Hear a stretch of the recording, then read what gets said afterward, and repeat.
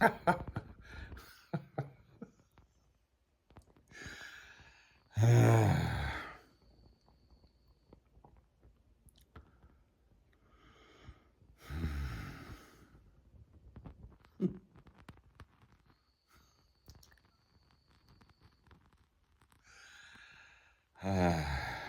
oh boy.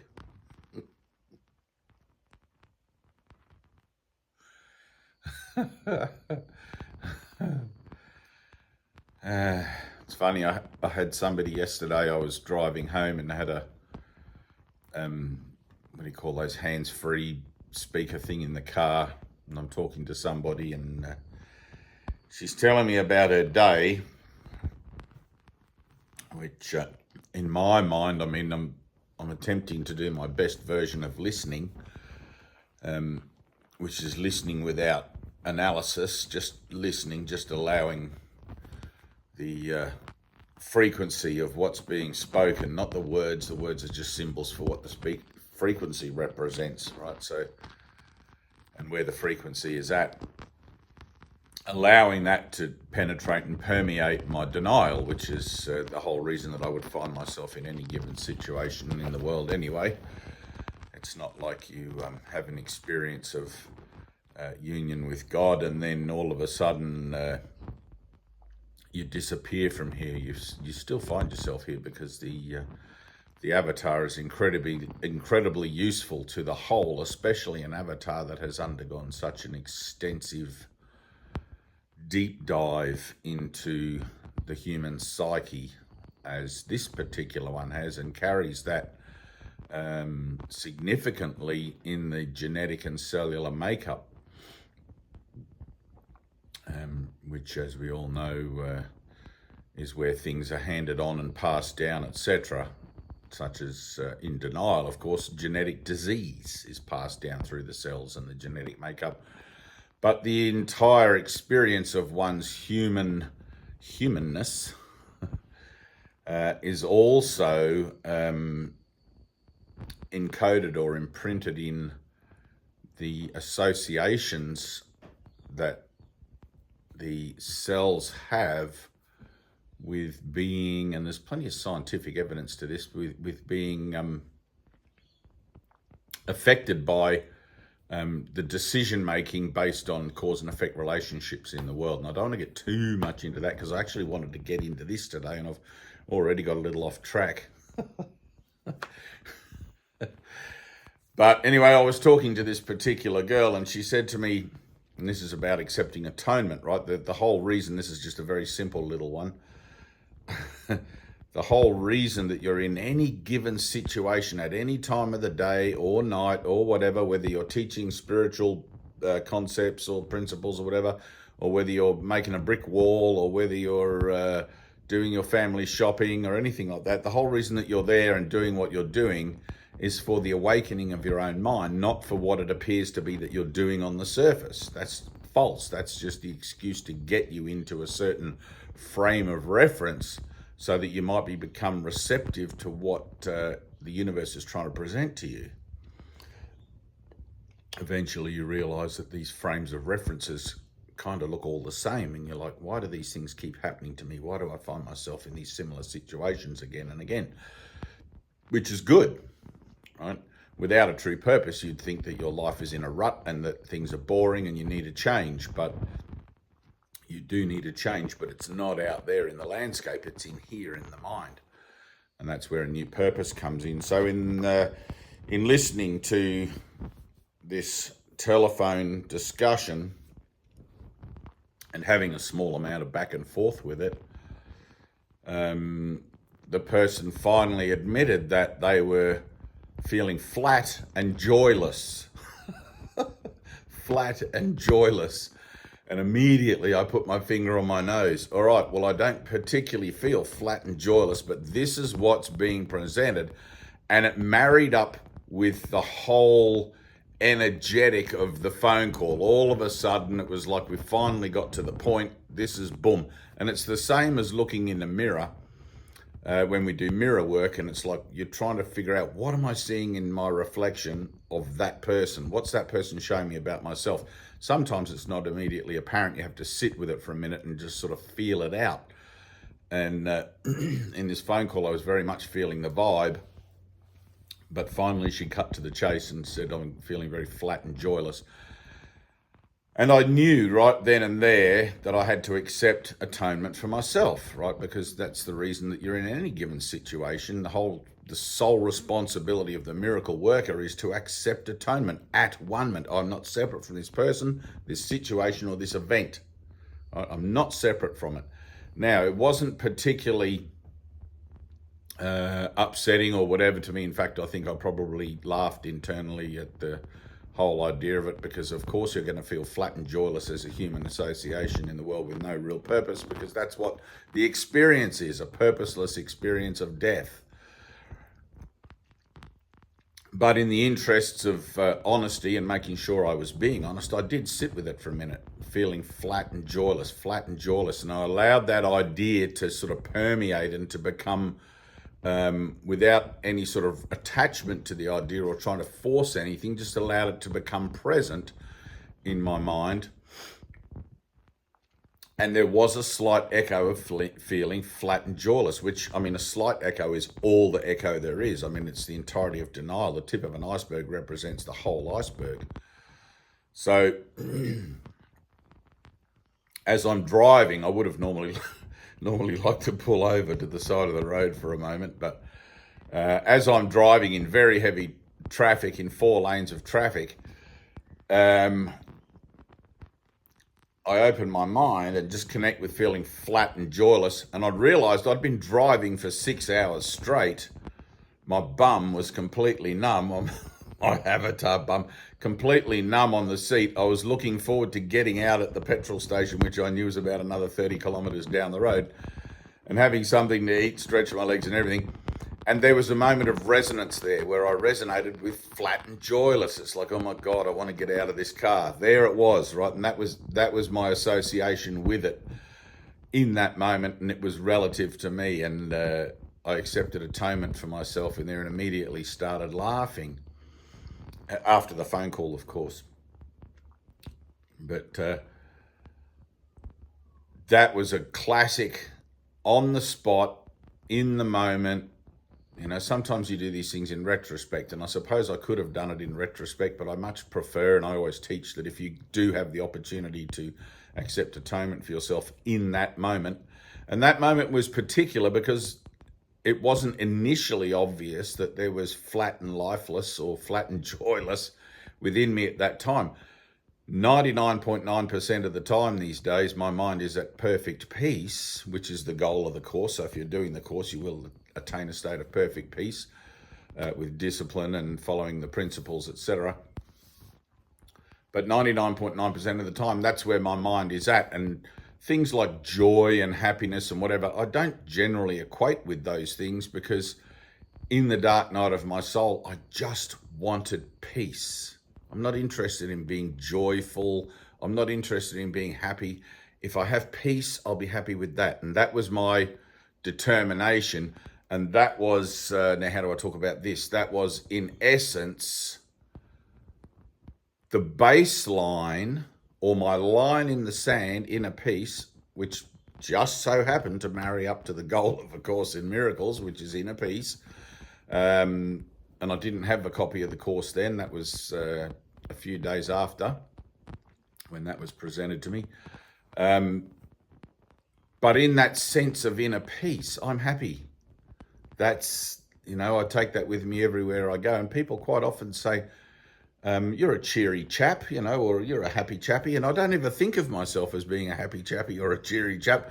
I think of myself as being quite peaceful about things. And that's, you know, but naturally the effervescence of that, I suppose, extends out relative to whatever the situation you find yourself in, as the blessing that goes with you in that process of unlearning and relearning and all of that sort of thing, becoming miracle-minded. just automatically it transfers from you to everyone and everything around in the best way that it's needed. And so people will say that you're joyful or that you're happy or that you're whatever. And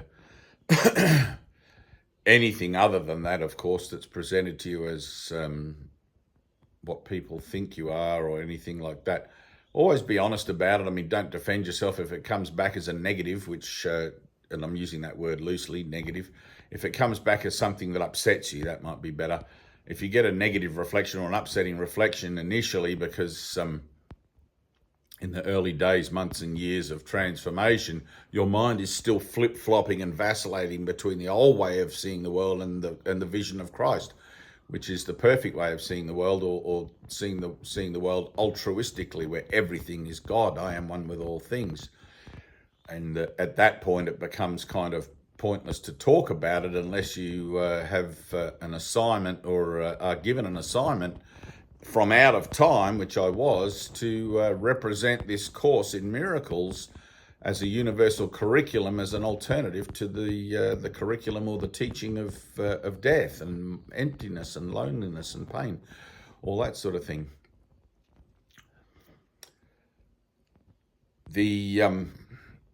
The present state of your consciousness is always affecting everyone and everything around you, but from what purpose and from what level, if you like, and I don't like the idea of levels, but from what maturity, from what point of maturity, with that flip-flopping in mind, determines the nature of the relationships that you're in. As you change, they change.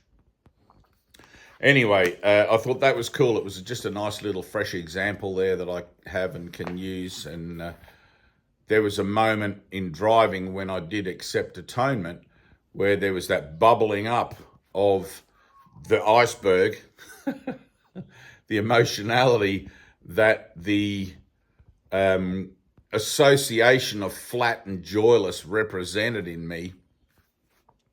And it didn't last long. It only took a minute or so driving down the road, and I kept having these sort of spontaneous release moments, and they went incredibly profound, which I'm grateful for, because I was driving at 100 kilometers an hour. Not that the miraculous nature of things wouldn't have kept me on the road perfectly safe, but you do tend to have these moments where you feel like you should pull over, and I didn't.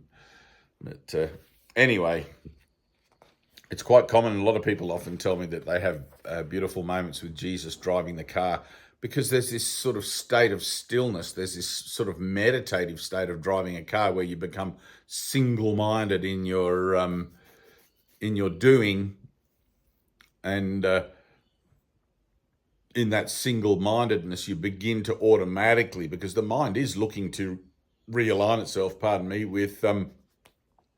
with its higher good all the time, always. And as soon as you start to give it the willingness and the yes and the permission to do that, it begins to do it automatically. And then, notwithstanding the little blocks and the triggers and the moments that you have along the way, like potholes on a road, but those things get taken care of. So anyway, I wanted to read this little book, and I'm only going to read the first 3 pages because I'm already waffling on enough here. This is a book that my teacher, it's a transcription from a talk that my teacher gave called How It Works. If this isn't a clear explanation, there isn't one.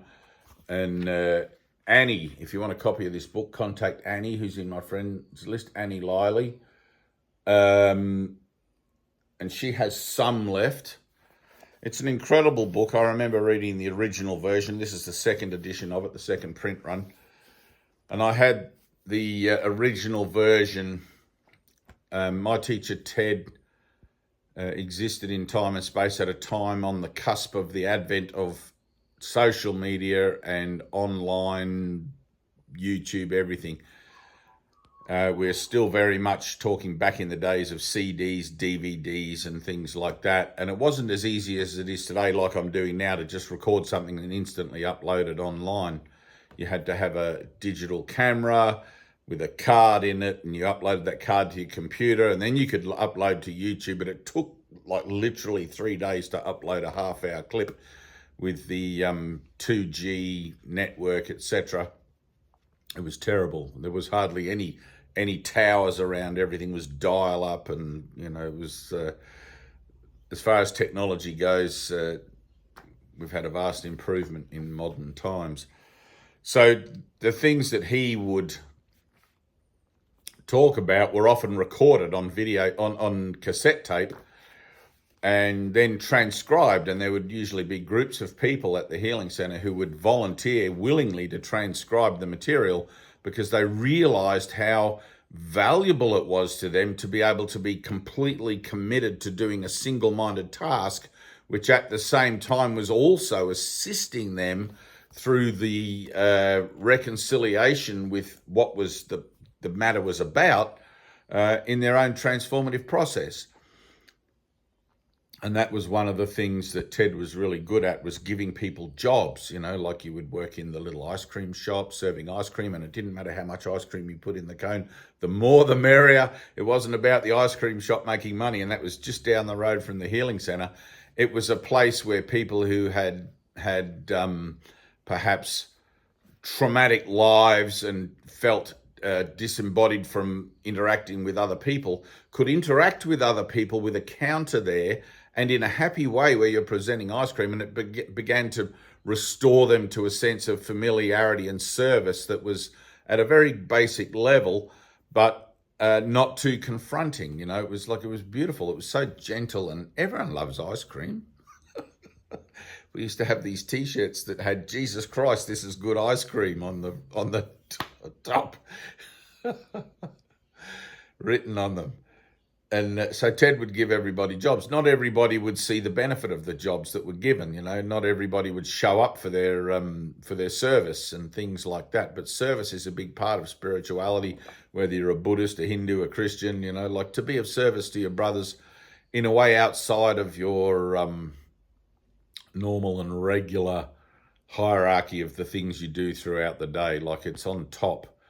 And in that also, you learn to become miracle-minded about being able to fit it into your agenda and do it and accomplish it in a way where you get to see for yourself the benefit of saying yes to something, where it shows up as a reward, in being of service to others. It's like it feels joyful, and you don't feel flat and joyless. You feel joyful and full of that vigor of life that you suddenly discover that is actually there, and you can give it away through serving even ice cream. Here, hope you like this ice cream.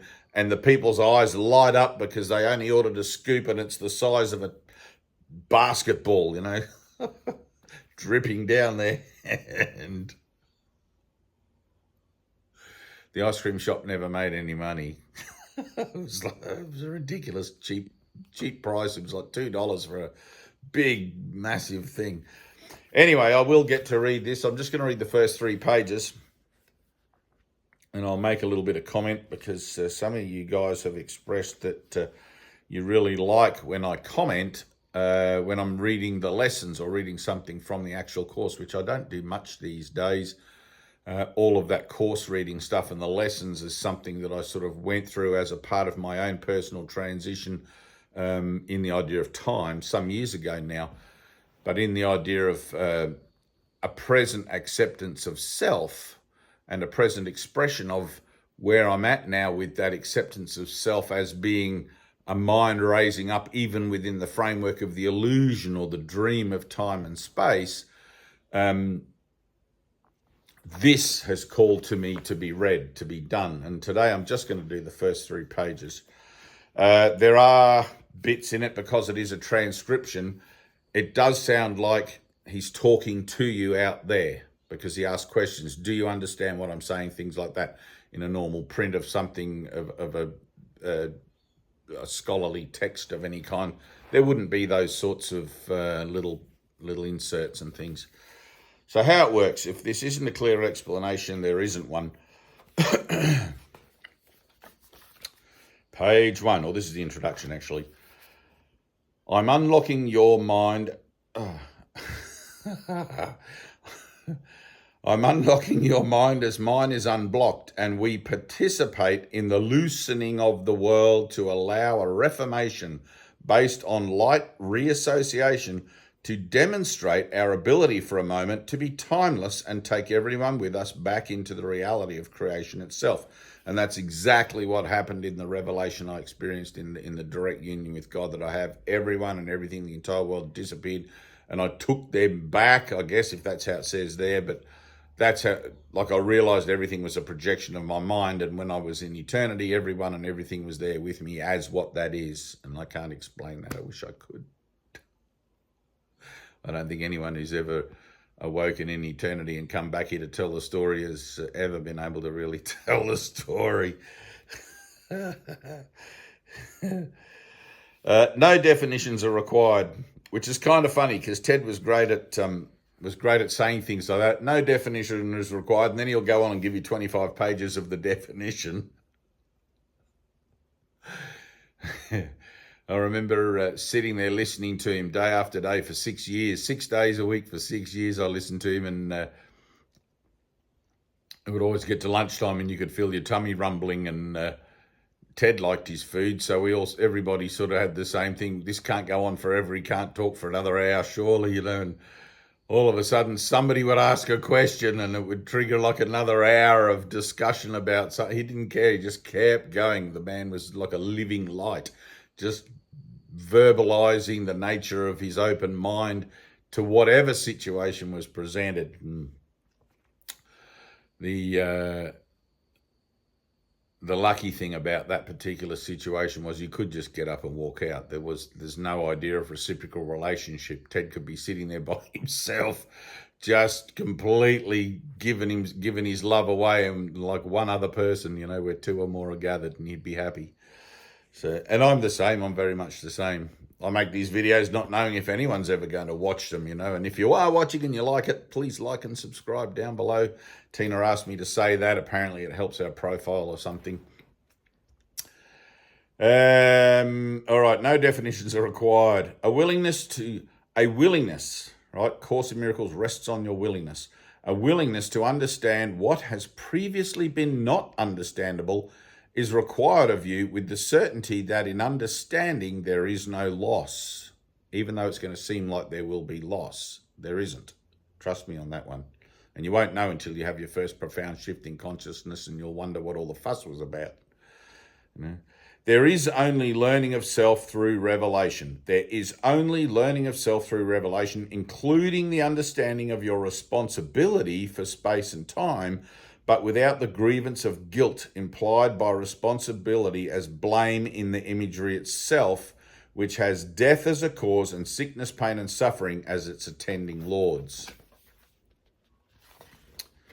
That should be clear. If you need to rewind and watch that bit again, the intro, highly recommend you do it. All right, here's how it works in capitals. Listen to this in capitals. It's important.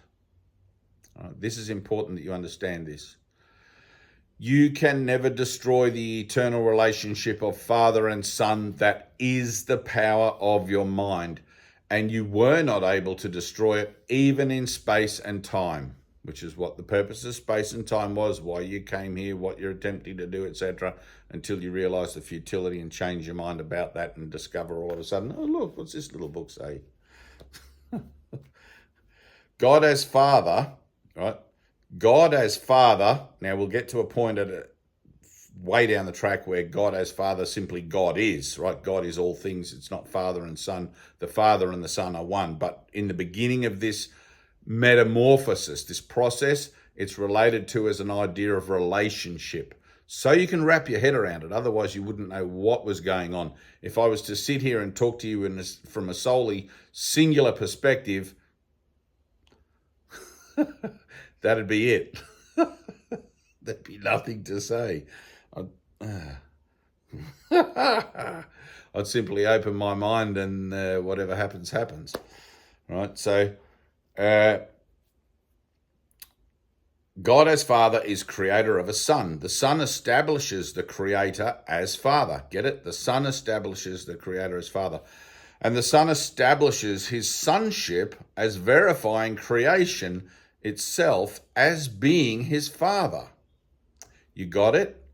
God, which is Father and Son, united in the holiness of Spirit, is the atomic relationship that is the power of your mind, even to say yes or no to what it is I'm saying right now. You might want to rewind that little bit. You'll find that with these things, like when I was watching my teacher's teacher, his videos, it would take me sometimes 2 or 3 times to watch it and really allow it to permeate the density of my mind fog before it began to sort of resonate, and I went, ah. And you need those ah moments. I was doing that. Dave, you loser. You need those ah moments. Right. The relationship of father and son to each other as creative reality is not any different than the duplication of that relationship into form association of world to body. Right? I always teach that as world to body as, as above, so below. In eternity, you're one with all things, the creation of the Creator. In the world is the playground wherein your avatar sort of experiences its own creative potential to get the results of its own thinking. As above, so below. Right. Where are we? World to body. Do you understand that? World implies the ability of the body to be born into it. Okay? That makes it nice and simple. World implies the ability of the body to be born into it. Okay? It's not actually that way. You're not born into it, and you can get all conceptual and spiritually correct about things, but we're looking at this from a very basic and beginning way to express a nature of something that's not understandable to the mind that has not yet had an experience. Okay?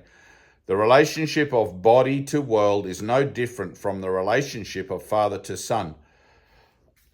And I want to, like the relationship of father to son in eternity, it's limitless. It's all pervading, all encompassing, right? It's everything.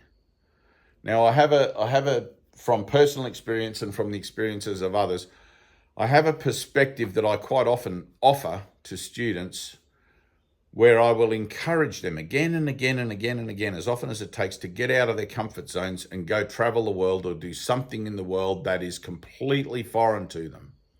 Go and live in a farm for 3 months, 6 months, 2 years, whatever it takes. Go and live on a mountaintop, get out of the city, the familiar environment. And I had Tyna say to me once, not long ago actually, oh, I don't need to do that because the urban jungle is my world, right? Which is nothing but a defense, of course, but ultimately you realize the limitation of defending yourself or trying to define yourself through a temporal association that is only part of what remains in everybody as a potential scope of experience in the world. Okay, so if I was to tell you to go to a war zone to have an experience, you may have an experience there, but it's not one you would readily jump up and down, yay, let's go. But if I said to you, we're going to go to Paris and look at the Eiffel Tower and go and see the Mona Lisa, you'd be like, oh, cool, I've always wanted to go to Paris, and think the wheels would move.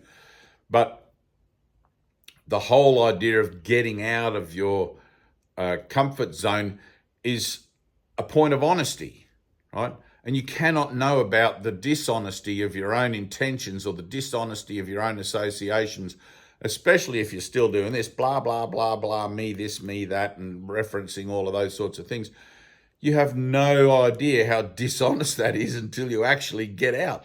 And I think it might have been Eckhart Tolle who said, if you want to know how enlightened you are, go spend a week with your family. It's pretty much the same thing. If you want to know how enlightened you are, go spend a week in the jungles of Borneo or go spend a week in the highlands of Papua New Guinea, I mean, maybe not there these days. I think it's quite violent now, but something that's completely, out of your thing. I remember going on a Pacific cruise, which I thought would be, completely excellent with my in-laws and wife and kids. And to me, I don't know what I was thinking. It's like I forgot everything I'd ever learned for a second. To me, I thought, oh, this will be a good getaway from everything. This is just what I need. 10 days cruising the South Pacific, seeing these islands. It was confronting as hell. It was especially in Noumea. Noumea, which is French Polynesia, is an absolute shithole. Like you wouldn't, I don't know how people still advertise it. Noumea, it's a shithole.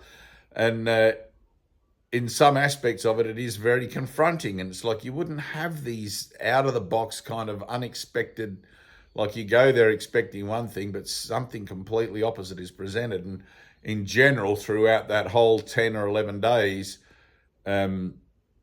stuff happened that I had to process. It's because you're never anywhere for the reason you think. And there's always, like, mind in denial is the physical realm.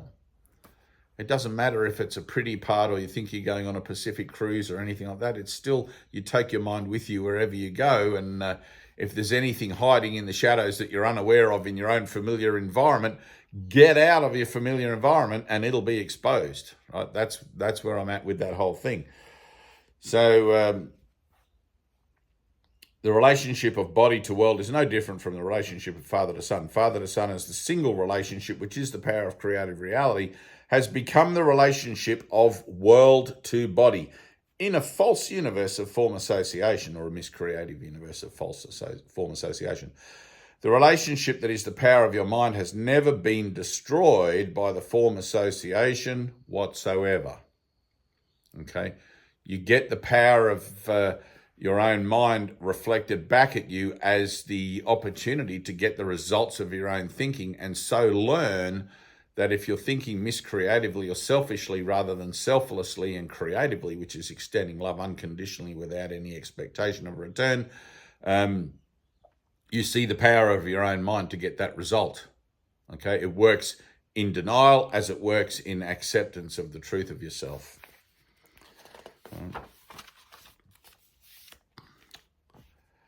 It was just misperceived in the totality of false understanding that couldn't destroy the power, because that relationship is eternal, as above, so below, and cannot suffer at all, as above, so below. What we call suffering on earth isn't suffering. You've chosen it. It's what you want. Therefore, it's not really suffering. You can talk about it, play the victim, do whatever, but you're getting exactly what you want. The will of God for you is perfect happiness. That's how you're choosing to experience your happiness, through suffering. Get a grip on that, even though you're going to want to tell me that I'm absolutely bonkers. This is how I healed myself of cancer without drugs. Right? Completely by faith, completely by rearranging, reinterpreting the defense mechanisms of my mind, and accepting that I'm doing this to myself. Okay. Cannot suffer at all. So therefore cannot be denigrated. It can only be mistakenly perceived and therefore mistakenly used. The relationship of father to son and vice versa as creative reality is the exact same relationship that you have as a bodily association with the world of space and time. Get a sense of that at a deep level of feeling the truth of that true relationship, and you will no longer have problems with space and time, because you will no longer have problems with the truth of your relationship with God in reality. And you definitely will want to rewind that little bit. It's important that you understand that in that shift, healing is possible and resurrection is possible. Ascension is already accomplished, and all of this is happening in you.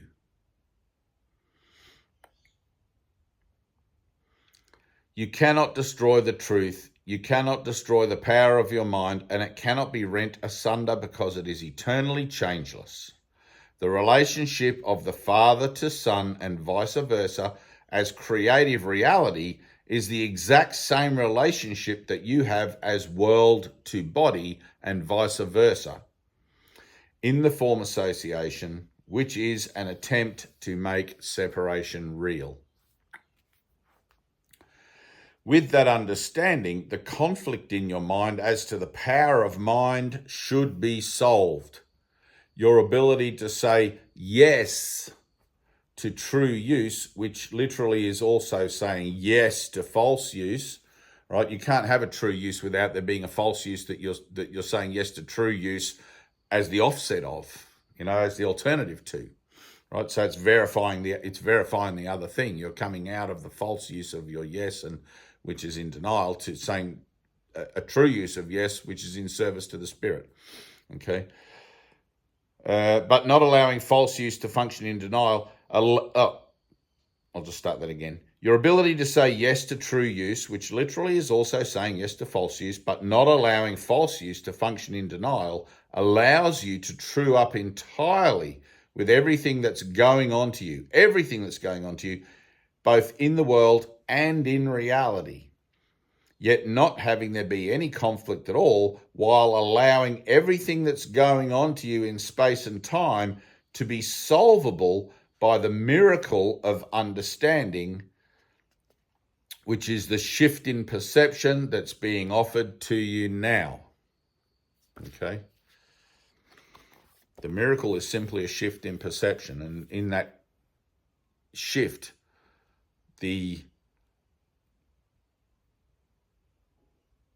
I'll call it filing space, really. I mean, if you think of it, your memory space is full of time and spaces, adventures, etc. In the shift in perception, in the shift in your mind that occurs, it's like a file gets erased or a file gets taken out and the original is there underneath. Okay, it's not like you can ever truly forget reality, but you can obscure it with false beliefs. Okay. That shift in perception will allow you to understand how body heals, right? Which is what I was talking about, cancer, And people often ask me about, can I make a video how I healed from cancer? I have made a video how I healed from cancer. This one, I might also reference that in the title somehow, maybe in the description, since it seems to be something that I do get mentioned a little bit here and there. That shift in perception will allow you to understand how body heals, how the world was formed, how you participated in the formulation of it, and how you verified non-participation through a priori understandings. A priori understandings are simply understandings that you have without actually having a reason for being able to understand them. It's like somehow you know it from somewhere, but you understand it from somewhere, but you haven't had an experience of something that would make it understandable yet. It's because the truth is already in you and you do actually understand it. Right? Everything should be revealed to you in my simple statement of that if you are willing to accept it into your mind as true. Everything should be revealed to you in my simple statement of that if you are willing to accept it into your mind as true. If you find that you're still judging this, if you find that you're still trying to work this out rather than simply sitting in the acceptance of it as an enlightened mind telling you something through this as being true, then maybe you're not ready for this, right? There's generally a necessity or a requirement for a point of collapse where there's a realization in the individual's mind that I don't know how to solve my problem. I just need help. And you're willing to accept the help exactly as it's given without question, right? It's like you don't go to a doctor for a cold, and then when they give you a prescription for the medicine, you go to the dentist, the pharmacist, and you tell them, I don't want this medicine, I want these other ones that I've had before or whatever. You have to totally just go with the way things are going because everything's just energy. All right? Everything should be revealed to you in my simple statement of that if you are willing to accept it into your mind as true. The way you accept it into your mind as true is through an action of trust for a second that unites us in an energetic wholeness that goes beyond the unity that's implied in the definition that you're asked to trust at all. Okay, so the idea, the sum of the parts, or the sum of the parts is greater than their individual worth. Okay, so you're being asked to trust for a second in a process that is going to not only show you the value in that trust, but give you a result that makes the trust seem more loaded on your side than you could initially have perceived in the beginning as what it is that you think you're getting out of it as a result. Okay?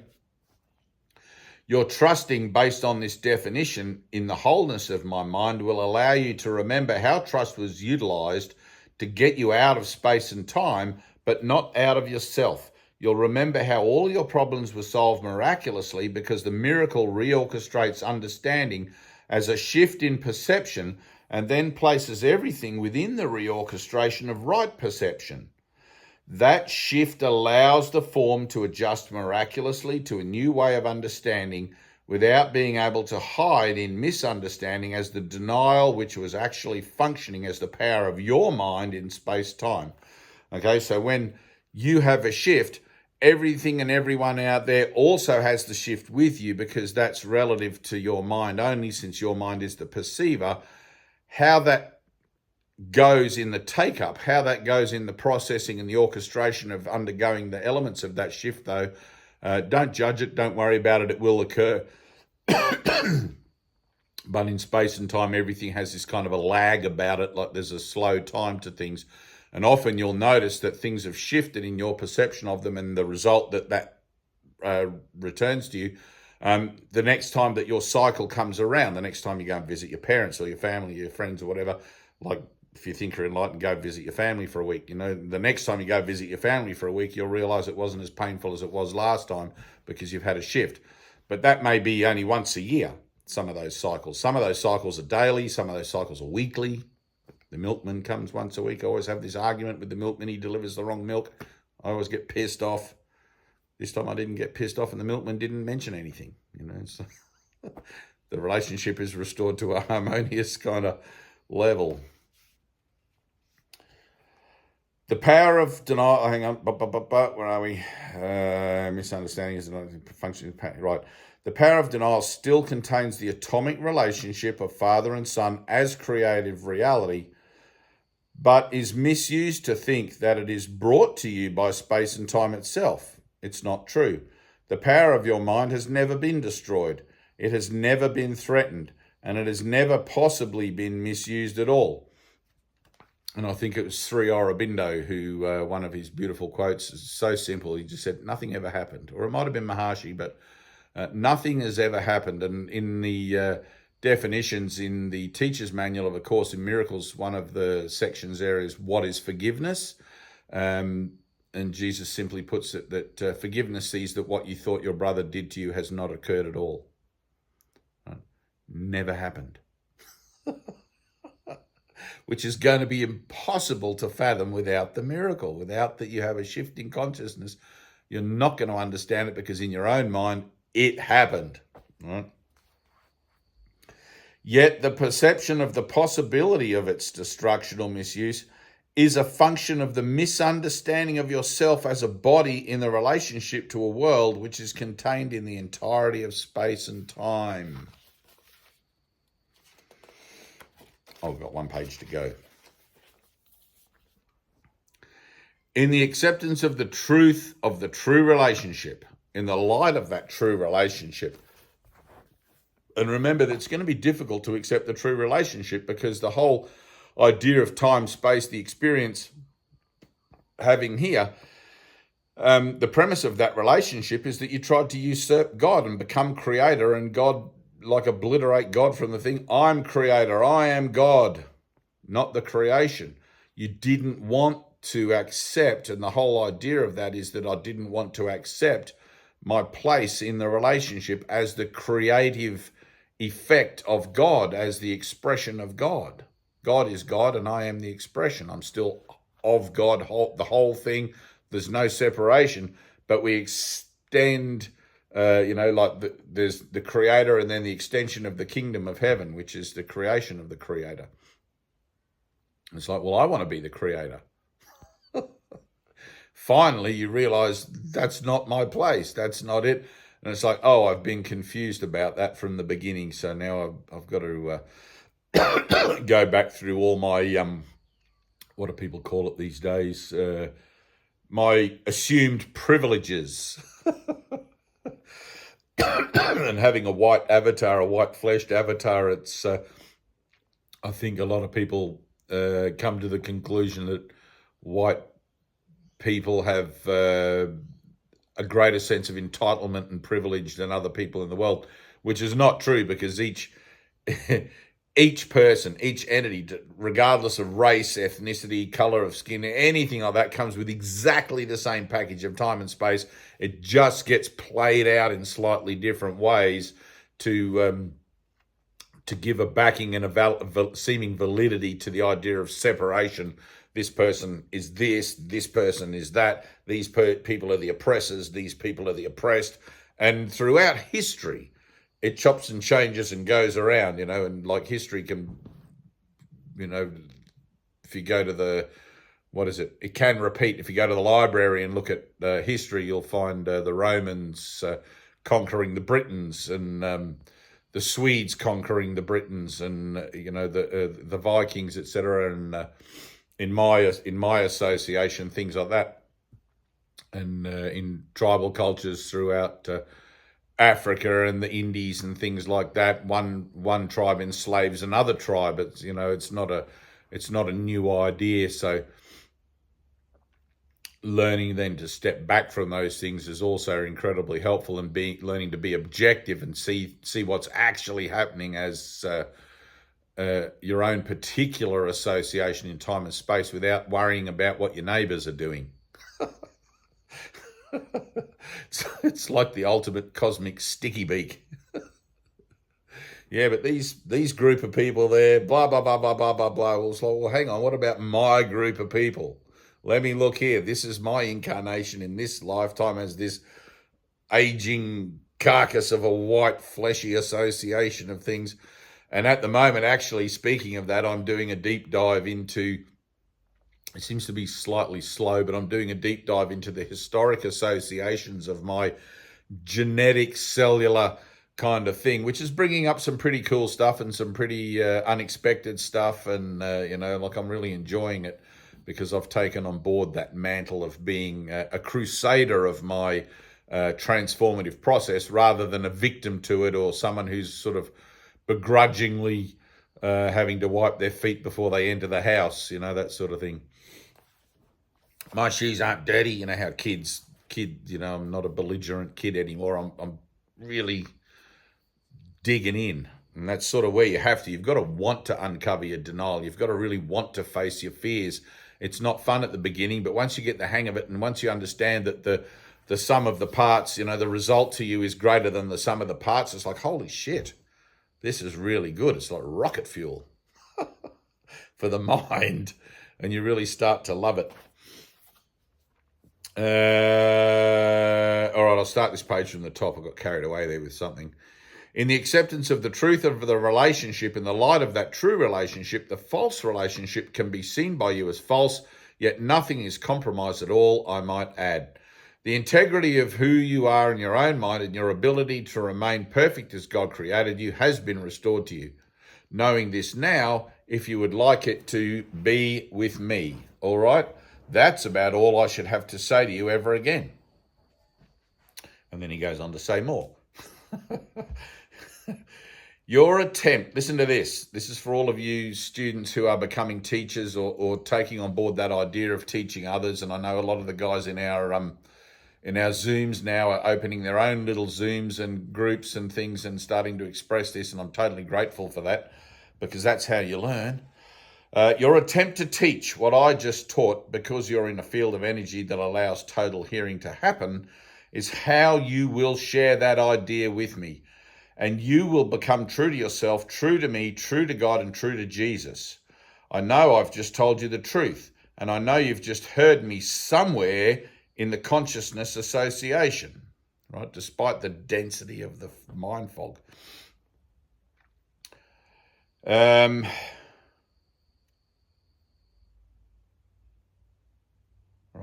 As broad as it may be, or as limited as it may be, I'm not concerned about how it is defined at all. I know that you've just heard the truth of who you are, the truth of who I am, and the truth of how this is being orchestrated. I know the discovery of truth includes your willingness to go and share this in any way, which makes the truth fast in your learning. You'll be truly a carrier of the message of love, which is discovered in the miracle, not discovered in the concepts, discovered in the miracle. And just to sort of give that a little bit of personal backing, you'll be truly a carrier of the message of love. Well, the message of love in this world is carried through the offering of the principle of forgiveness. You can't just, there's a personal representation of it, of course, but to be able to extend it, there needs to be the catalyst for it to be able to be understood, which is forgiveness.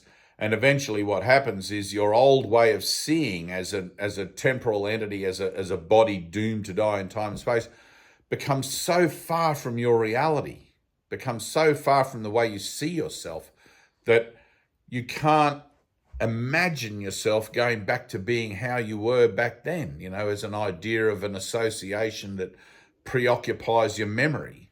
Or maybe, I don't really remember much of my thing at all. And what I do is only from the point of view of it being useful to others as stories of transformation now. You'll be truly a carrier of the message of love, which is discovered in the miracle. You are refining who you are in your own mind based on the resurrection of Jesus Christ, not as a religious event that needs to be ritualized, but as a true occurrence in consciousness that not a single consciousness in the entire world of space-time can deny has occurred. This is because it utilizes it every day in every way, but it is utilizing it in the unawareness of denial of itself, because it denies that it happened and denies that it is a factor. It is a true factor, and it's in every single mind in space and time, and furthermore, forevermore.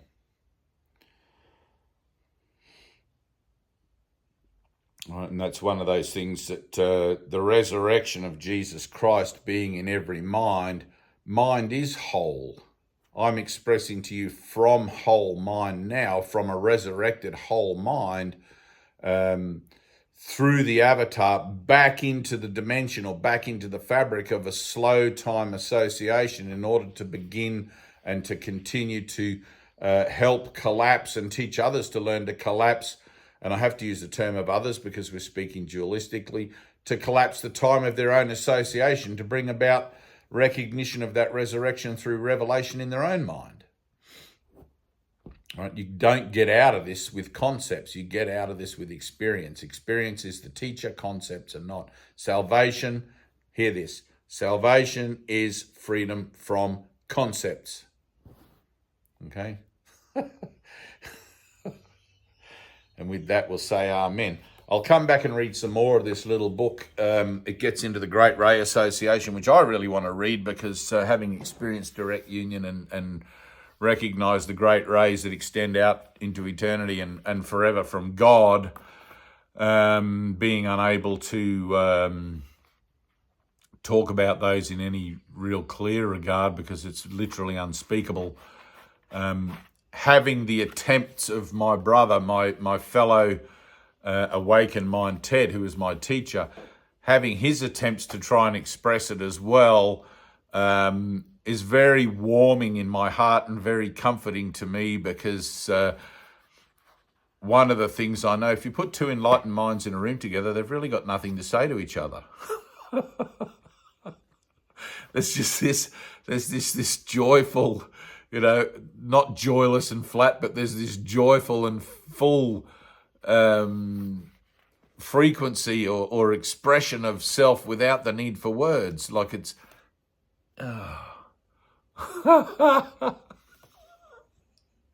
You just feel it. You just feel it in the presence of that divinity that you are together. It's just beautiful. It's just beautiful. And you have that. You have glimpses of that, or holy instants of that, as you go through your transformative process. And those holy instants, INSTANTS, not ACE, are accumulative. They add up in your consciousness as witness to something occurring outside of, but affecting the nature of consciousness. Anyway, that's it. I love you, and thank you.